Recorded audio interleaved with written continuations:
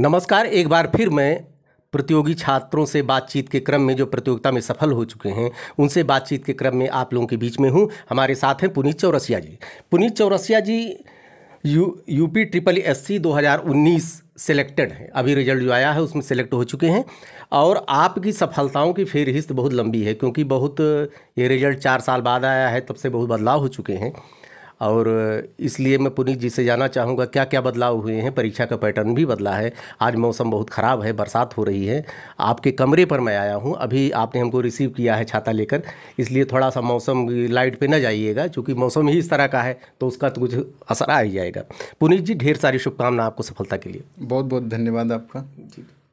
आपकी सफलताओं की फेहरिस्त बहुत लंबी, अभी आप जो बता रहे थे आपकी रुचियाँ भी बहुत हैं, वो तो आगे चल के हम बात करेंगे।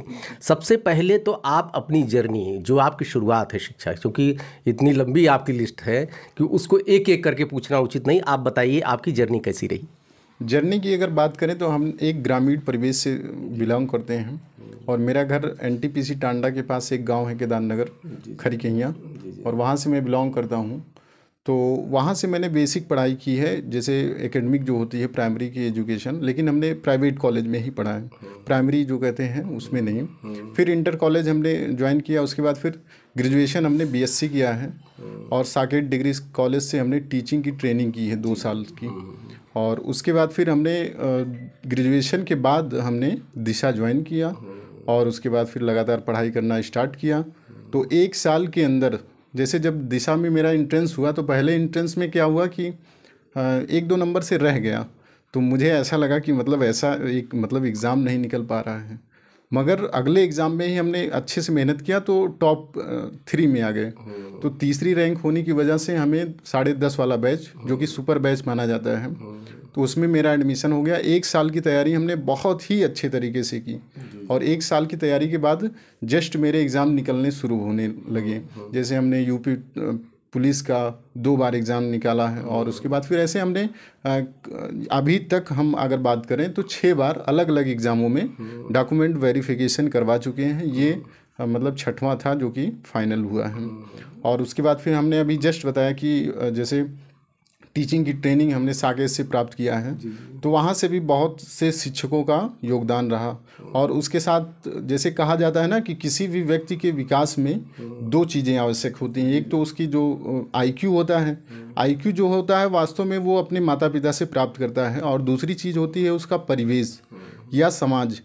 तो जिस प्रकार का अगर उसके वातावरण मिल जाता है, अच्छा वातावरण मिल जाता है, तो वो आगे चलने में बहुत मदद मिलती है। तो इस प्रकार से अगर कोई व्यक्ति का दोनों चीज़ें अच्छी मिल जाती हैं तो वो 100% कहीं से भी हो, वो बिलोंग करे, कहीं से भी, ग्रामीण से या शहरी क्षेत्र से, तो वो अच्छा कर सकता है। इसका मतलब ये है कि आपका ग्राउंड जो है, बेस कुछ काउंट नहीं करता है। बेस बिल्कुल मायने नहीं रखता कि आप कहाँ से बिलोंग करते हैं, क्या है, कास्ट, धर्म, जाति, ये सब बिल्कुल नहीं मायने रखता। आपकी मेहनत, और हमने 2 चीज़ें बताया कि एक परिवेश अगर आपका मिल जाता है अच्छा तो आप कर जाएंगे। तो हमारे जो फैक्टर जो है, परिवेश वाला फैक्टर बहुत अच्छा रहा, क्योंकि हमने जो मेरा गोल्डन एज जो होता, कहते हैं ना कि टीन एज जो होता है, टीन एज के कुछ पार्ट हमने डॉक्टर असीम त्रिपाठी सर हैं, साकेत महाविद्यालय के हेड हैं इंग्लिश डिपार्टमेंट के, उनके यहाँ गुजारा है। तो उनका प्रभाव भी बहुत हमारे ऊपर पड़ा है, क्योंकि जाहिर सी बात, अगर कोई प्रोफेसर के साथ रह रहा है, बहुत सारी चीज़ें इंटरेक्ट कर रहा है, बात कर रहा है, तो उसमें बोलचाल, भाषा, बहुत सारी चीज़ें विकसित हो जाती हैं। और दूसरा हमने अभी जस्ट बताया दिशा का माहौल तो इस अवध क्षेत्र में तो एकदम पूरा फेमस है ही, क्योंकि दिशा का जो अखिल सर हैं, उनका एनवायरनमेंट बनाने का मतलब एक बहुत ही अच्छा रहा। क्योंकि अगर कोई व्यक्ति इस प्रकार से कार्य कर रहा है तो वो बहुत ही सराहनीय कार्य है।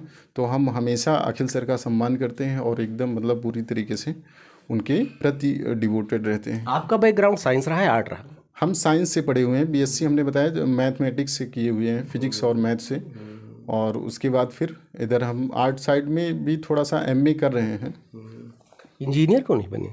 इंजीनियर बनने का कारण, जैसे उस समय जब हम इंटर पास हुए तो माहौल था इंजीनियर बनने का, क्योंकि बहुत सारे लोग हमारे परिचित के, हमारे मामा के लड़के हैं, वो भी कह रहे थे इंजीनियर बने हैं, वो सरकारी इंजीनियर भी बन गए हैं।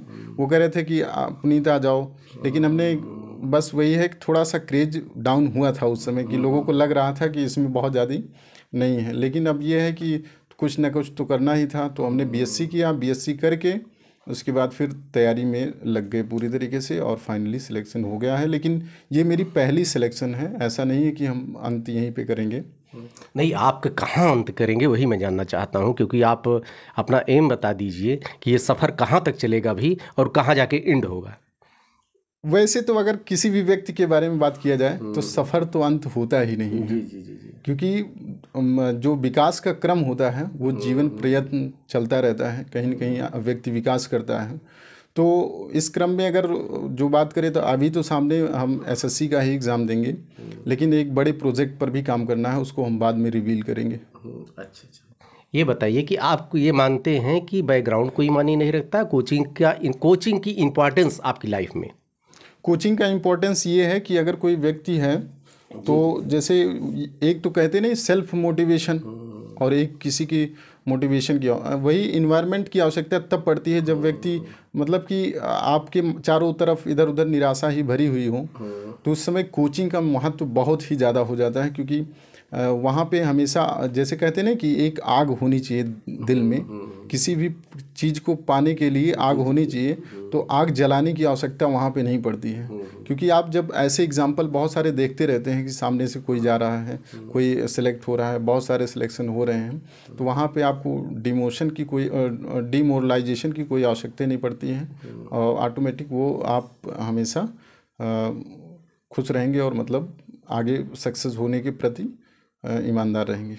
यूपी ट्रिपल एससी में दो चीज़ थी, हालांकि 3-4 साल हो गया। पहली चीज़ तो हिंदी थी, दूसरी चीज़ टाइपिंग थी जी। ये दो चीज़ें नई थी उसमें। उसकी तैयारी आपने कैसी की? हिंदी की तैयारी की अगर हम बात करें तो हिंदी हमने एक वैकेंसी आई थी 2018 में वीडियो की जब वैकेंसी आई थी तो उस समय हमें हिंदी पढ़ने की आवश्यकता पड़ी थी।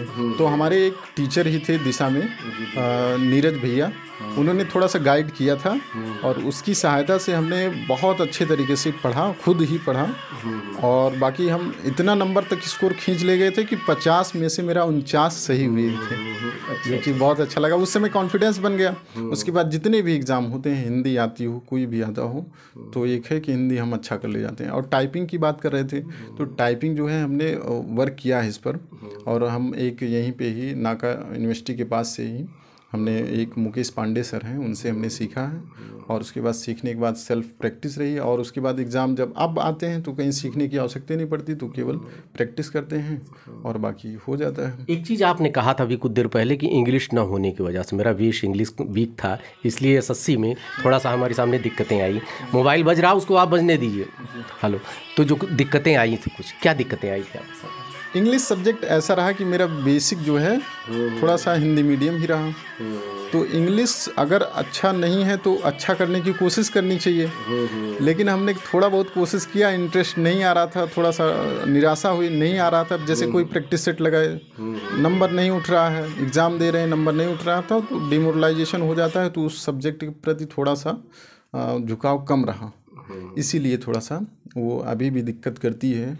इसीलिए हमने अभी तीसरी बार मेंस देकर आए हैं सीजीएल का, लेकिन अभी फाइनल अब देखिए क्या होता है। एक बार ये बताइए पुनीत जी कि जैसे इस समय बहुत कम सीटें आ रही हैं, सीट कम है, परीक्षा बहुत, प्रतियोगी बहुत हैं, प्रतियोगी का मतलब 0.5% भी सीटें नहीं आ पाती हैं कभी कभार, लेकिन सब सरकारी नौकरी ही चाह रहे हैं। इसके अलावा किसी को कुछ समय जो सरकारी नौकरी जो नहीं पाते हैं, जो डमलाइज हो जाते हैं बच्चे, जो निराश हो जाते हैं, उनके लिए आप कोई सुझाव दे दीजिए।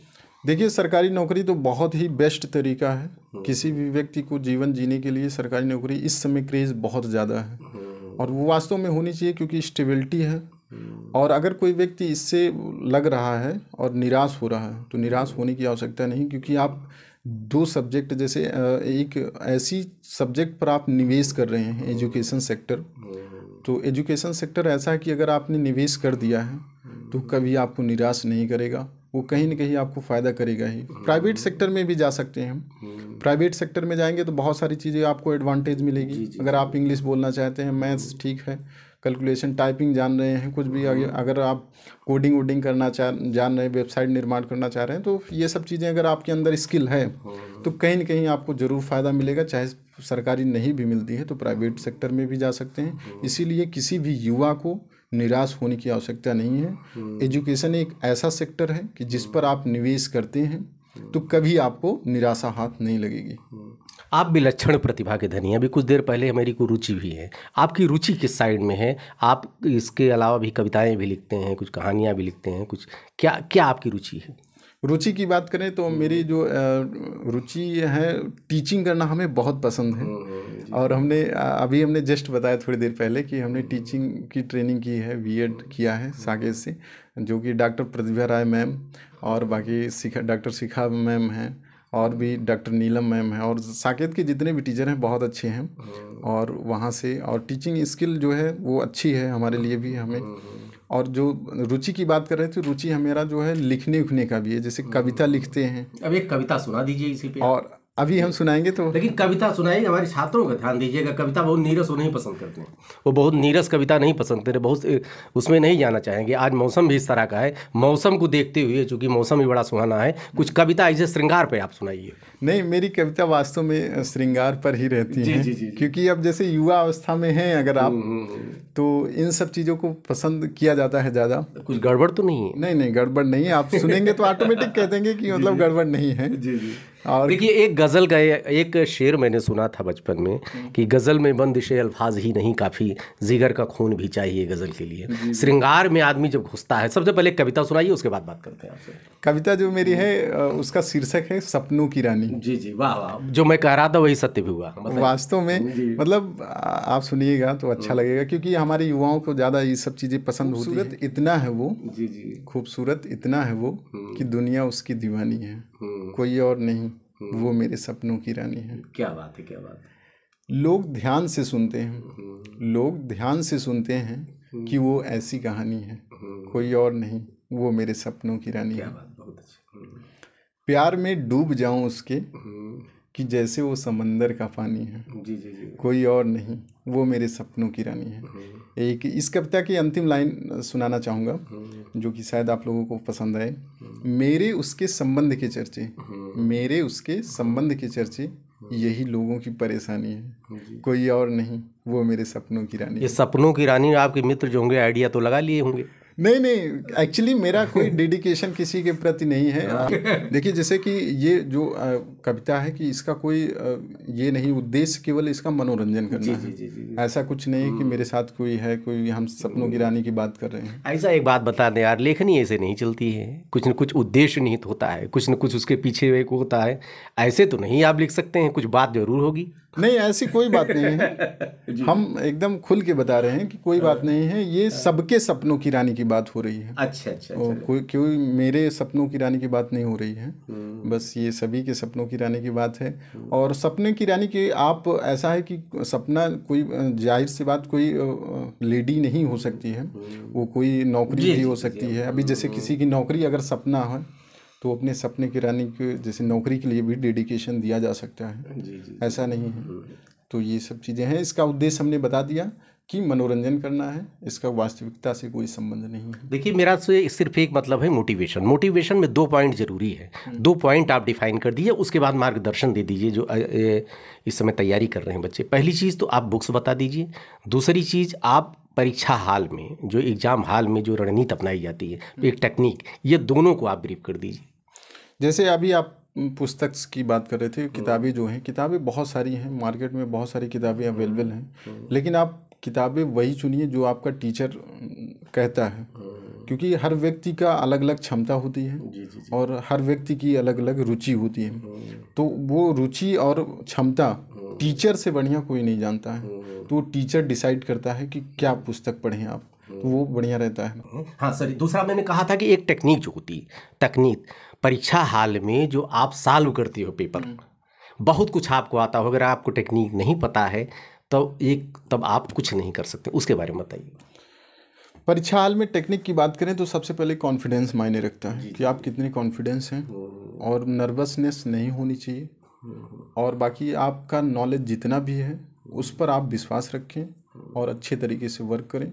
और जब आप हड़बड़ाए एग्ज़ाम में तो गड़बड़ कर गए तो हड़बड़ाना नहीं है, एकदम कॉन्फिडेंस के साथ जाइए कि हाँ ये तो मेरा ही एग्ज़ाम है, जैसे मॉक टेस्ट लगा रहे हैं ऐसा है। क्योंकि हम अभी हमने बताया कि जैसे दिशा से जब पढ़े हुए हैं तो दिशा में ऐसे बहुत सारे टेस्ट होते रहते हैं। हम लोगों के लिए एग्ज़ाम आम बातें हो गई, इतनी ज़्यादा एग्ज़ाम देते हैं। तो अब जैसे सर ही हैं कहते हैं कि टेस्ट को टेस्ट मानो ही नहीं, एग्ज़ाम मानो।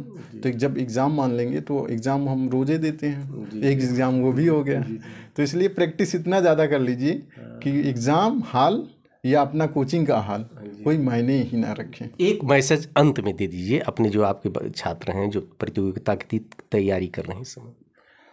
प्रतियोगी छात्रों को हम यही राय देंगे कि कभी भी जैसे दो चीज़ें होती हैं लाइफ में कि अगर आप दो सेक्टर पर अगर आप इन्वेस्ट करते हैं तो वो कभी व्यर्थ नहीं जाता है। वो है एजुकेशन सेक्टर और दूसरा हेल्थ सेक्टर।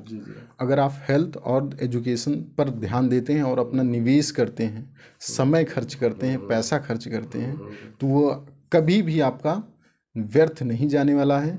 कहीं न कहीं आपको वो साथ में देगा। स्वास्थ्य ऐसी चीज़ है जो कि आपकी पूरी लाइफ टाइम साथ में रहेगी, और एजुकेशन भी वैसा ही है कि जो आपके साथ ही रहेगा। और अगर आप जैसे माई चांस अभी आप कह रहे थे कि सरकारी नौकरी नहीं पाते हैं, तो सरकारी नौकरी नहीं पाएंगे तो क्या हुआ? हमारे अंदर स्किल है तो हम नहीं जी पाएंगे क्या? बहुत अच्छे तरीके से जी सकेंगे। बहुत अच्छा अपना व्यक्तित्व, अपना व्यवहार अच्छा बनाए रखें, और किसी भी आवश्यकता नहीं है निराश होने की। बहुत अच्छे तरीके से आप पढ़ाई करिए डेडिकेशन के साथ, नौकरी तो लगनी ही है। ढेर सारी शुभकामना आपको, एक बधाई आपको, आपने अयोध्या दर्पण में बात किया इसके लिए ढेर सारी शुभकामना। बहुत बहुत धन्यवाद आपका, आपने आया। ठीक है। देखिए, पुनीत जी का ये कहना है कि सरकारी नौकरी नहीं मिलेगी तो कुछ हो नहीं जाएगा। अगर आपके अंदर योग्यता है, आपके अंदर काबिलियत है, तो उसका यूटिलाइज आप और ढंग से कर सकते हैं। दूसरी चीज़, सपनों की रानी की बात कहा इन्होंने, कहा कविता एक सिर्फ मेरा मनोरंजन है, इसका कोई मकसद नहीं है। लेकिन श्रृंगार युवा आज नहीं इस तरह की कविताएं नहीं लिखेंगे, नहीं सुनेंगे तो फिर कब करेंगे। आप लोग मेहनत कीजिए और खूब मेहनत कीजिए, खूब पढ़ाई कीजिए, सफलता आपका पैर। लास्ट में कुछ कहना भी चाह रहे हैं पुनीत जी? लास्ट में हम एक और दो लाइनें हम बोलना चाहेंगे जो कि युवाओं के लिए प्रेरित करेगी, जो कि ये मेरा लिखा हुआ नहीं है, किसी हम इंटरनेट से लिया है, कि हर एक संकट का हल होगा, वो आज नहीं तो कल होगा। भगवान श्री कृष्ण ने साफ कहा है, भगवान श्री कृष्ण ने साफ कहा है कि बस कर्म ही तुम्हारा कल होगा, और कर्म में अगर सच्चाई है तो कर्म कहाँ निष्फल होगा। हर एक संकट का हल होगा, वो आज नहीं तो कल होगा। ये आपकी चुरा लूँगा, मैं कहीं बोलूँगा। धन्यवाद इसके लिए, ढेर सारी शुभकामनाएं। धन्यवाद।